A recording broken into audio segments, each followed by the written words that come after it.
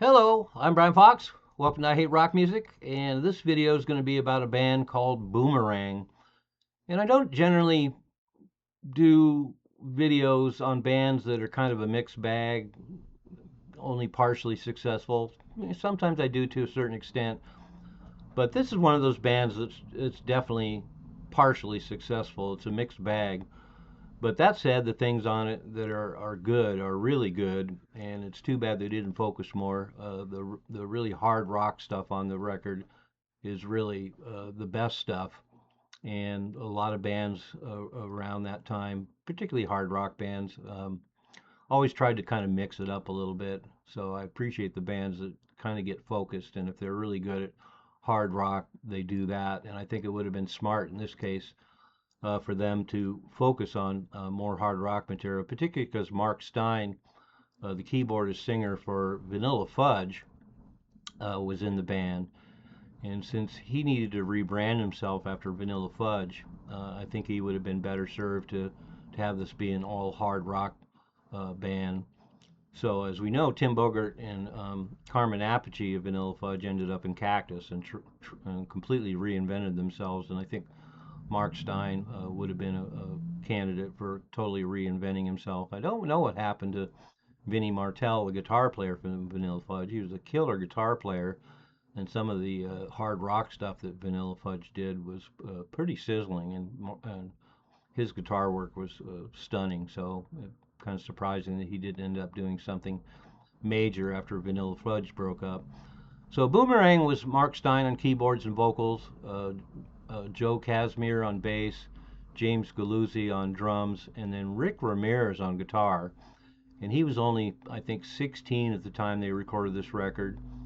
Just a smoking guitar player. He showed up later in the 80s in a band called Bruiser with the old singer guitar player for Head Over Heels.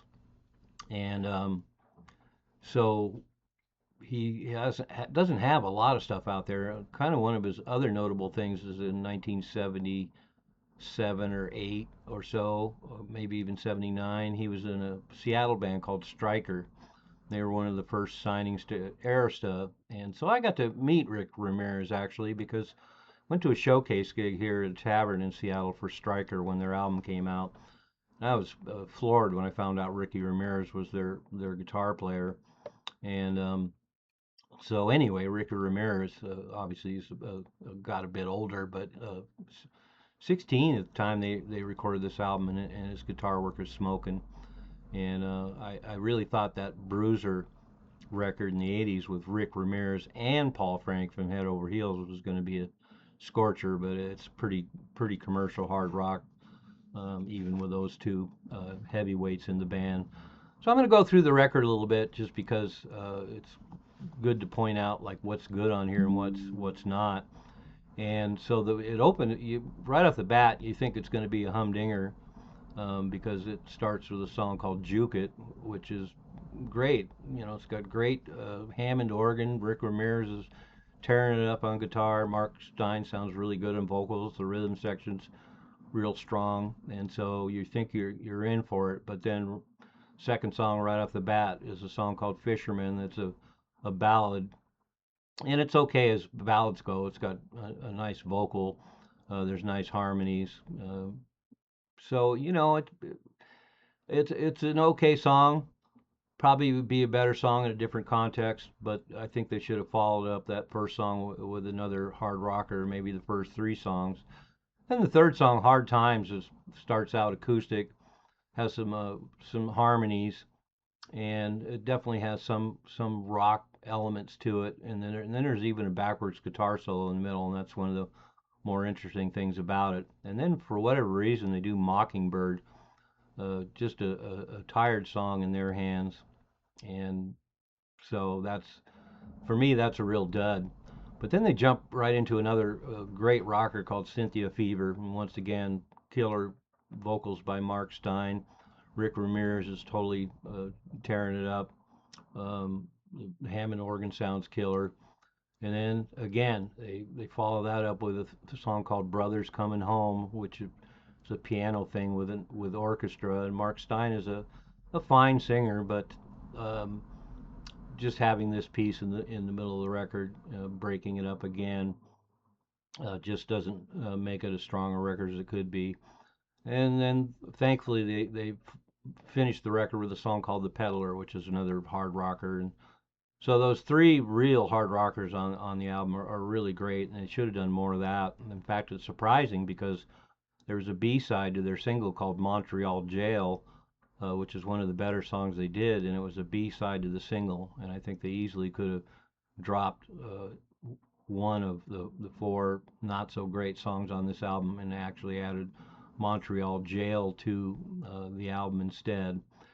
And then I found out about 10 years ago, somebody posted on YouTube because RCA dropped the band after the first album, and they recorded a second album. I don't know who the lineup is on the record, but it's clear listening to it that Rick Ramirez is gone, and it's really pretty turgid.